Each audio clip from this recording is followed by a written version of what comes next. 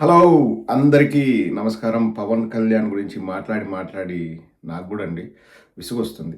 అంటే పవన్ కళ్యాణ్‌కి ఒక్కడికే కాదు మనకు గూడా వస్తుంది. ఎన్నని వీడియోలు చూపించాలి? ఎన్నని మనం మాట్లాడాలి? గతంలో ఏం చెప్పాడు? ఇప్పుడేం చెప్పాడు? మనం ఒక వీడియో చూపించే లోపల ఆయన 10 మాటలు మారుస్తున్నాడు. ఇంగ ఏదని మనం ఇంపాసిబుల్.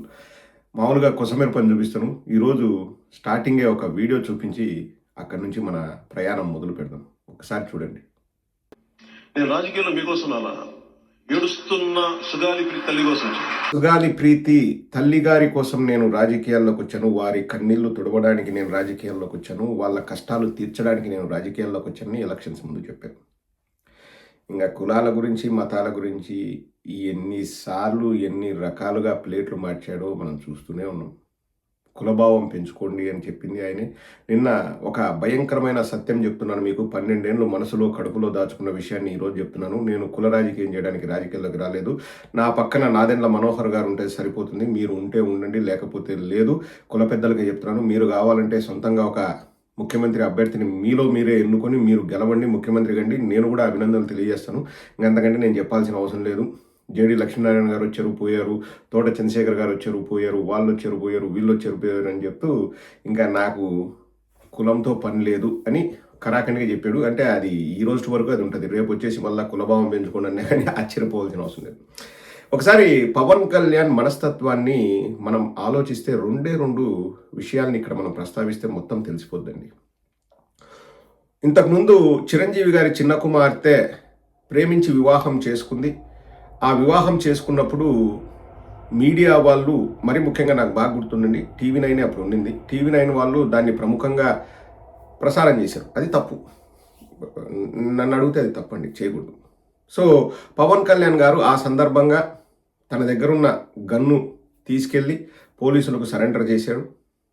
ఎవరో అన్నారు గన్నుతో బెదిరించాడు, ఆ అబ్బాయిని బెదిరించాడని. అది what ever it is, surrender చేశారు. తర్వాత ఆడపిల్లలకు అన్యాయం జరిగితే నేను తట్టుకోలేను అని చెప్పేసి common man protection force CMPF అనే సంస్థను స్థాపించి తన దగ్గర ఉన్న ₹1,00,00,000 ఆ సంస్థకు విరాళంగా ఇచ్చాడు. తర్వాత ఒకరోజు కోటి ఆ ప్రాంతంలో ఉన్న ఉమెన్స్ కాలేజ్కి వెళ్ళి అక్కడున్న అమ్మాయిలతో మాట్లాడి నేను మీకు అండగా ఉంటాను, భరోసా ఇస్తాను అని చెప్పాడు. నాకు తెలిసి కామన్ మ్యాన్ ప్రొటెక్షన్ ఫోర్స్లో చేసిన కార్యక్రమం అదొక్కటే అండి. విధి విధానాలు రూపొందిస్తాము, ఆడవాళ్ళకు రక్షణగా ఉంటాను, నేను ఆడవాళ్లకు పెద్దన్నయ్యని అది అని చెప్పి ఊదరగొట్టాడు.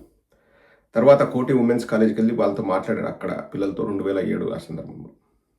అండ్ చాలామంది అంటారు పవన్ కళ్యాణ్ రాజకీయ పార్టీ పెట్టింది కూడా అప్పుడు ఏదో రాజశేఖర రెడ్డి గారు ఏదో కావాలనే వాళ్ళ అన్నను ఇబ్బంది పెట్టాలని చెప్పి ఏదో చేశాడని ఈయన ఫీల్ అవుతుంటారు. రాజశేఖర రెడ్డి గారి మనస్తత్వం అది కాదు.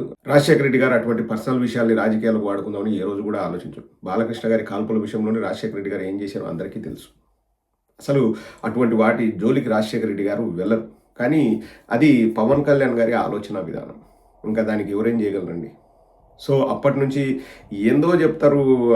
యోగి సినిమా పవన్ కళ్యాణ్ని హీరోగా పెట్టి తీయాలనుకున్నారంట. పవన్ కళ్యాణ్ దగ్గరికి వెళ్ళి వాళ్ళు ఏదో యారోగెంట్గా మాట్లాడారంట. ఆ సినిమా నిర్మాతలు అంటే రాజశేఖర రెడ్డి గారి బామ్మర్ది రవీంద్రనాథ్ రెడ్డి. అప్పటి నుంచి మీరేనా ఉండాల్సింది, నేను వస్తాను అని ఏదో కక్ష పెంచుకున్నాడని చెప్పేసి అంటారు. వాట్ ఎవర్ ఇట్ ఈస్, అవి మనకు తెలీదు, మనం దాని గురించి మాట్లాడకూడదు. కానీ కామన్ మ్యాన్ ప్రొటెక్షన్ ఫోర్స్ అన్నది ఒక పబ్లిక్ కోసం పెట్టిన ఒక సంస్థ. కానీ పబ్లిక్లో ఏం యాక్టివిటీస్ చేశారు అంటే ఒక కోటి ఉమెన్స్ కాలేజ్కి వెళ్ళి ఒకరోజు మాట్లాడాడు. తర్వాత ఇంతవరకు ఆ ₹1,00,00,000 ఏమయ్యాయి, ఆ సంస్థ ఏమేం పనులు చేసిందన్నది ఎక్కడ బయటికి చెప్పలేదు. ఎందుకంటే పబ్లిక్ కోసం పెట్టినప్పుడు పబ్లిక్లో చెప్పాలి, వాటి గురించి మనం మాట్లాడచ్చు. కానీ అస్సలు దాని ఊసే లేదు. తర్వాత ఎలక్షన్స్ అయిపోయి 2024లో వీళ్ళు అధికారంలోకి వచ్చారు. నేను అన్అపాలజెటిక్ సనాతని అన్నాడు. మళ్ళీ ఒక సంస్థ పెట్టాడు, సనాతన ధర్మ పరిరక్షణ సమితి, వారాహి డిక్లరేషన్ అని పెట్టాడు. సనాతన ధర్మాన్ని ఎలా కాపాడాలి, నేను ప్రజల్లోకి వెళ్తాను, బలంగా చొచ్చుకొని పోతాను, దీన్ని తీసుకెళ్తాను, ఇది ఒక డిక్లరేషన్ లాంటిది, ఒక రాజముద్ర అన్నట్లు ఒక 20 రోజులు ఏదో నేను దీక్ష చేస్తున్నాను, దీక్ష చేసి ఈ వారాహి డిక్లరేషన్ చేస్తాను అని చెప్పేసి ఒక 7-8 పాయింట్లు పెట్టి వారాహి డిక్లరేషన్ చేశాడు. చేసి కూడా ఈ సెప్టెంబర్కి 2 ఏళ్ళు అవుతుంది. ఈ 2 ఏళ్లలో నువ్వు సనాతన ధర్మ పరిరక్షణ కోసం ఏమేం చేసినావు, ఏం ప్రోగ్రామ్స్ చేసినావు, ప్రజల్లోకి నీ వారాహి డిక్లరేషన్ ఎలా నువ్వు బలంగా తీసుకెళ్ళావు, ఏ ఏ కార్యక్రమాలు చేసి ప్రజలకు అర్థమయ్యేలాగా సనాతన ధర్మం గురించి నువ్వు వివరించవు. సున్నా. ఏమీ ఉండదు. ఈ 2 ఇన్సిడెంట్లు చాలండి పవన్ కళ్యాణ్ మనస్తత్వం తెలియడానికి. అంటే సినిమాల్లో నటించాడు కదా, ఈరోజు అనుకుంటే రేపు రిజల్ట్ వచ్చేయాలి. సినిమాల్లో ట్విస్ట్లు టర్న్ ఉంటాయి. ఇంటర్వెల్లో ఒక బ్యాంగ్ ఉంటుంది, క్లైమాక్స్లో ఒక ఫైట్ ఉంటుంది, హీరో లాస్ట్ గెలుస్తాడు. సో ఆ టైప్ ఆలోచిస్తుంటాడు. చాలా అంటే ఒక నిశ్చితమైన అభిప్రాయంతో ఉండడు.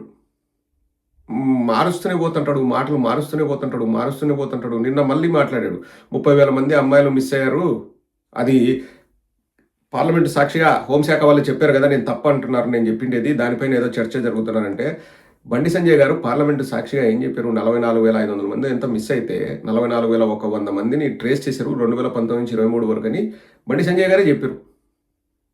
పార్లమెంటు సాక్షిగా, అసెంబ్లీ సాక్షిగా మన రాష్ట్రంలో 2019 నుంచి 24 వరకు 46 మంది హ్యూమన్ ట్రాఫికింగ్ ద్వారా మిస్ అయ్యారు, 35 కేసులు నమోదైనాయని చెప్పేసి వాళ్ళే చెప్పినారు. ఇంకా ఎవరు నీకు నీగా వర్గాలు చెప్పినాయి? ఒకటి కాదులేండి, ఇట్లా చెప్పుకుంటూ పోతే ఇప్పుడు టాపిక్ అప్పుడేమన్నాడు ఇప్పుడేమన్నా టాపిక్ కాదు, మాట మారుస్తూనే ఉంటాడు. ఒక చిన్న ఇన్సిడెంట్ అయితేనే మాట మార్చేస్తాడు. ఎందుకు?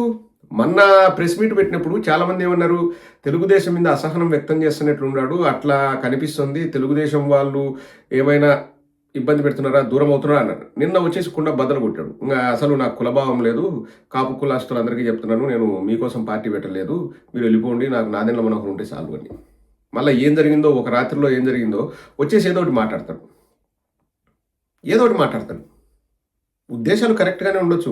ఇప్పుడు నేను పవన్ కళ్యాణ్ గారు నిజంగానే నాటకాలు ఆడుతున్నారా, మనసులో నుంచి చెప్తున్నాడు అంటే ఉద్దేశాలు కరెక్ట్గానే ఉండొచ్చు. నేను ఎక్కడ కూడా పవన్ కళ్యాణ్ ఇలా లోపల ఒకటి పెట్టుకొని బయట ఒకటి మాట్లాడడానికి వచ్చాడు నేను ఎక్కడ అనట్లేదండి. కానీ నువ్వు ఆ ఉద్దేశాలని జనాలకు చెప్పేటప్పుడు వాళ్ళకి అర్థమయ్యేలాగా చెప్పాలి కదా.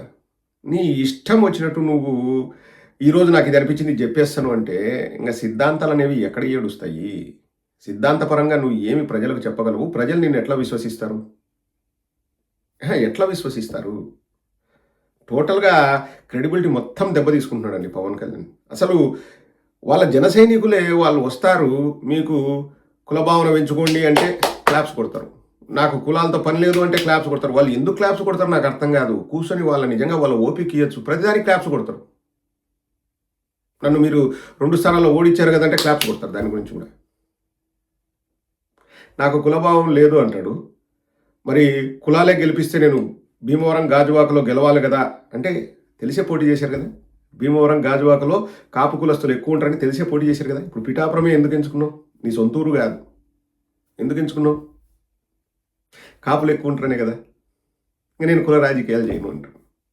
ఇప్పుడు జగన్మోహన్ రెడ్డి గారు పరకామణిలో ఒక ఇన్సిడెంట్ జరిగితే ఒక అతను $900 నోట్లను తస్కరిస్తే తర్వాత మనం పోలీస్ కంప్లైంట్ ఇస్తే వాళ్ళు అంటే ఎవరు ఆ దొంగలించిన వ్యక్తి నేను దొంగలించాను ఒప్పుకొని ఒక 20 లక్షలు 30 లక్షలు వాట్ ఎవర్ ఇట్ ఈస్ గుడికి మళ్ళీ వాళ్ళు ఆ డబ్బులు ఇచ్చి ఆ ప్రాబ్లం సార్ట్ అవుట్ అయితే దాని గురించి నానా యాగి చేశారు పరకామణి.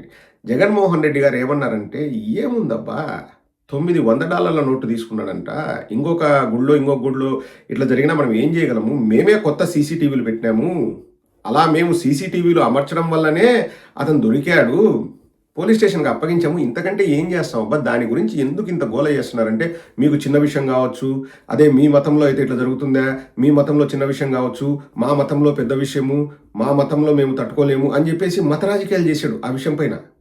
అక్కడ దొరికింది కూడా హిందువే, కానీ జగన్మోహన్ రెడ్డి గారి మతాన్ని ఆడ వాడుకున్నాడు, క్యాష్ చేసుకున్నాడు. మరి ఇప్పుడు ప్రొఫెసర్ నాగేశ్వర్ గారు హిందూ కదా, నేను అనేది ఏంది, మన మతం కదా, ప్రొఫెసర్ నాగేశ్వర్ మన హిందూ కదా, మన హిందువుని మనమేం అనకూడదు కదా. ఇప్పుడు మన హిందూ కావాలంటే సనాతన ధర్మం చెప్పాలి కానీ తిట్టి కేసులు పెట్టకూడదు కదా. ఓహో ఇక్కడ మతం పనికిరాదు, ఇక్కడ మతాన్ని వాడలేము మనం, ఆడ స్పేస్ లేదు. ఓన్లీ జగన్మోహన్ రెడ్డి గారిని తిట్టడానికి మతాన్ని వాడచ్చు, మనకు ప్లస్ అయ్యే చోట మతాన్ని వాడచ్చు. ఇప్పుడు సనాతన ధర్మం నేర్పించి ప్రొఫెసర్ నాగేశ్వర్కి మంచి మాటలు నువ్వు చెప్పొచ్చు కదా.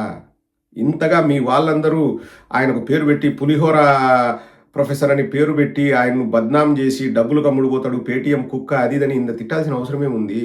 మన హిందువే కదా, ఈడ పనికిరాదా?